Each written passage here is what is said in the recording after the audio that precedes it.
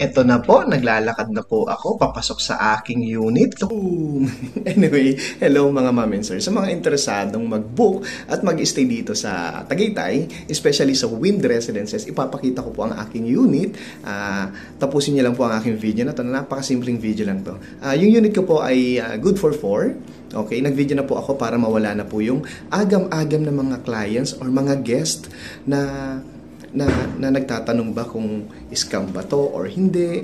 Kasi po marami po akong nare-receive na message na na-scam daw po sila. Nag-reserve na si client or si guest or si renter. Sa mga scammer, shoutout sa inyo.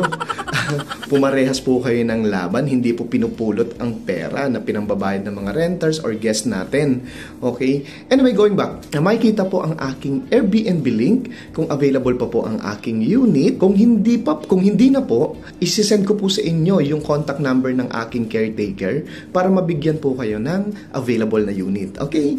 So, again, I'm Rosin Batualonos from SMDC, Associate Sales Director. Siya nga po pala, kung gusto nyo din po pala magkaroon ng property na rent-to-own at gagawin nyo din pong business, feel free to contact me. Nilagay ko po ang aking number sa comment section at sa wall. So for the meantime, God bless and enjoy. Located po ito sa 9th floor, Unit 1. Ang kagandahan ng unit na ito ay corner unit po siya, maaliwalas. Ito po ang napakasimple kong unit. Baka pagka nakaipon-ipon, pipilitin ko pong ipa-renovate.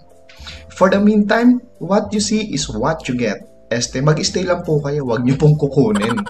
Hindi ko po babaguhin o aalisin ang 2 bunk beds. Pero, pagagandahin po natin yan sooner or later para po comfortable po ang mag-stay, lalo na po yung pamilya o magkakabarkada. Ang unit na ito ay may view ng garden at swimming pool at konting silip ng Taal. So ano pa ang hinihintay nyo, ma'am and sir? Mag-book na po kayo. Nasa caption ang Airbnb link at nasa comment section. I-click nyo na lang po. Happy Business Day!